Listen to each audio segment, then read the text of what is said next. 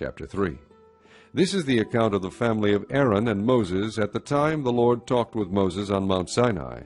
The names of the sons of Aaron were Nadab the firstborn, and Abihu, Eleazar, and Ithamar. Those were the names of Aaron's sons, the anointed priests, who were ordained to serve as priests. Nadab and Abihu, however, fell dead before the Lord when they made an offering with unauthorized fire before him in the desert of Sinai. They had no sons, so only Eleazar and Ithamar served as priests during the lifetime of their father Aaron. The Lord said to Moses, "Bring the tribe of Levi and present them to Aaron the priest to assist him. They are to perform duties for him and for the whole community at the tent of meeting by doing the work of the tabernacle. They are to take care of all the furnishings of the tent of meeting, fulfilling the obligations of the Israelites by doing the work of the tabernacle. Give the Levites to Aaron and his sons. They are the Israelites who are to be given wholly to him. Appoint Aaron and his sons to serve as priests. Anyone else who approaches the sanctuary must be put to death." The Lord also said to Moses, "I have taken the Levites from among the Israelites in place of the first male offspring of every Israelite woman. The Levites are mine, for all the firstborn are mine. When I struck down all the firstborn in Egypt, I set apart for myself every firstborn in Israel, whether man or animal. They are to be mine. I am the Lord." The Lord said to Moses in the desert of Sinai, "Count the Levites by their families and clans. Count every male a month old or more." So Moses counted them, as he was commanded by the word of the Lord. These were the names of the sons of Levi: Gershon, Kohath, and Merari. These were the names of the Gershonite clans: Libni and Shimei. The Kohathite clans: Amram, Ishar, Hebron, and Uzziel. The Merarite clans: Mali and Mushi. These were the Levite clans according to their families. To Gershon belonged the clans of the Libnites and Shimeites. These were the Gershonite clans. The number of all the males a month old or more who were counted was 7,500. The Gershonite clans were to camp on the west behind the tabernacle. The leader of the families of the Gershonites was Eliasaph, son of Lael. At the tent of meeting, the Gershonites were responsible for the care of the tabernacle and tent, its coverings, the curtain at the entrance to the tent of meeting, the curtains of the courtyard, the curtain at the entrance to the courtyard surrounding the tabernacle and altar, and the ropes, and everything related to their use. To Kohath belonged the clans of the Amramites, Isharites, Hebronites, and Uzzielites. These were the Kohathite clans. The number of all the males a month old or more was 8,600. The Kohathites were responsible for the care of the sanctuary. The Kohathite clans were to camp on the south side of the tabernacle. The leader of the families of the Kohathite clans was Elizaphan, son of Uzziel. They were responsible for the care of the ark, the table, the lampstand, the altars, the articles of the sanctuary used in ministering, the curtain, and everything related to their use. The chief leader of the Levites was Eleazar, son of Aaron, the priest. He was appointed over those who were responsible for the care of the sanctuary. To Merari belonged the clans of the Malites and the Mushites. These were the Merarite clans. The number of all the males a month old or more who were counted was 6,200.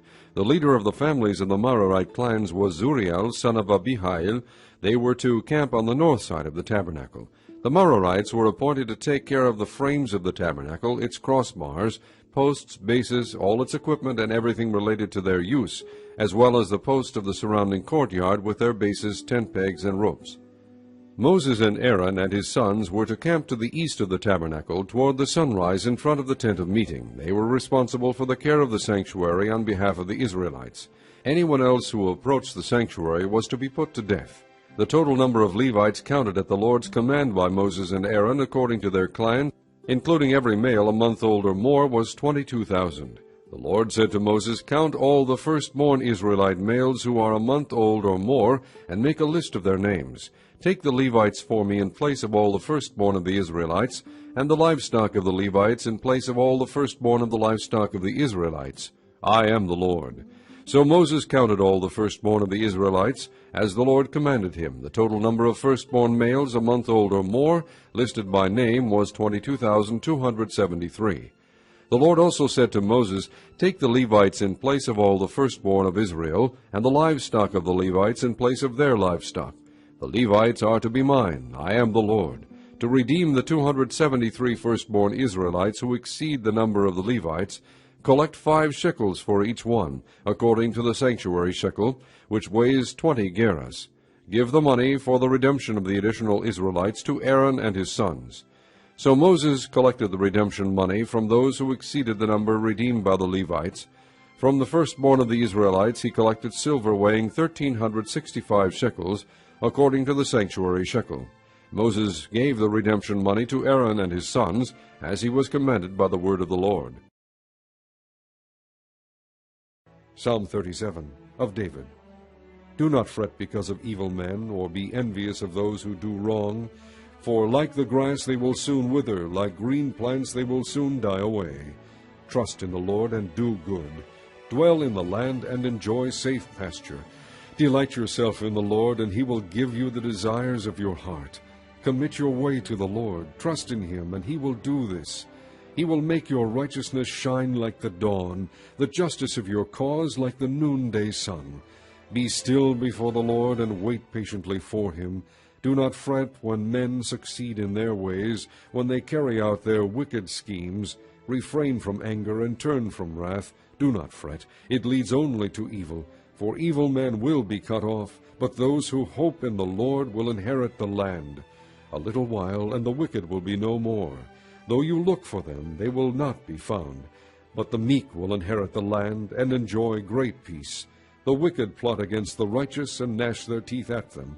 But the Lord laughs at the wicked, for he knows their day is coming. The wicked draw the sword and bend the bow, to bring down the poor and needy, to slay those whose ways are upright.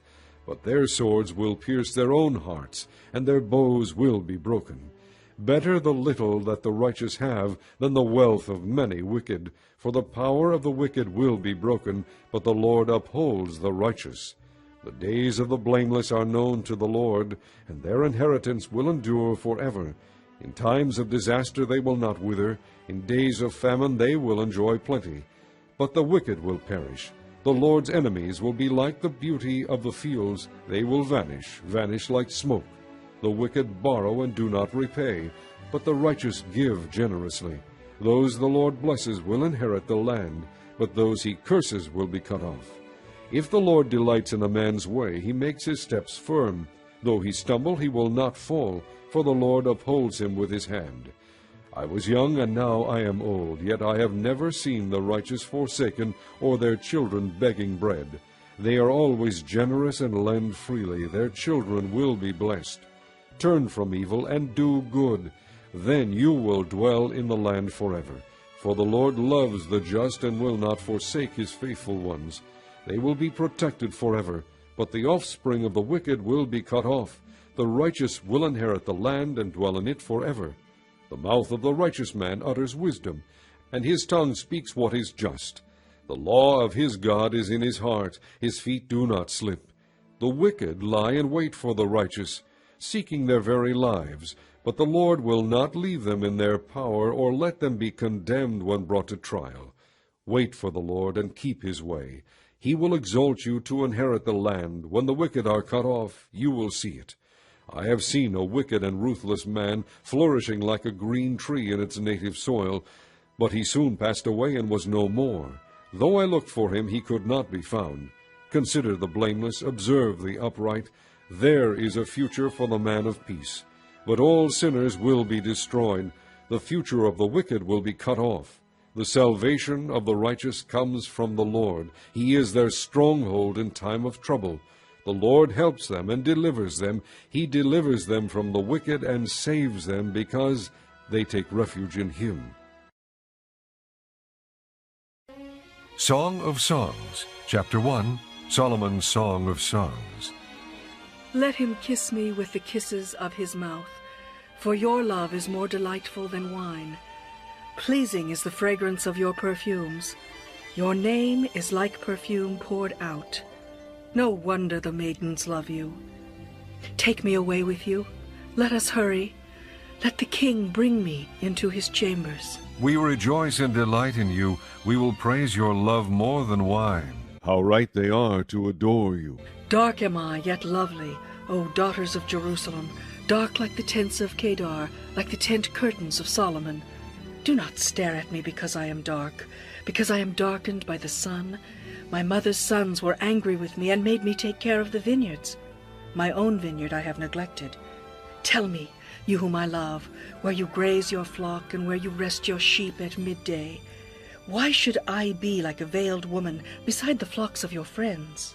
If you do not know, most beautiful of women, follow the tracks of the sheep, and graze your young goats by the tents of the shepherds. I liken you, my darling, to a mare, harnessed to one of the chariots of Pharaoh. Your cheeks are beautiful with earrings, your neck with strings of jewels. We will make you earrings of gold studded with silver. While the king was at his table, my perfume spread its fragrance. My lover is to me a sachet of myrrh resting between my breasts.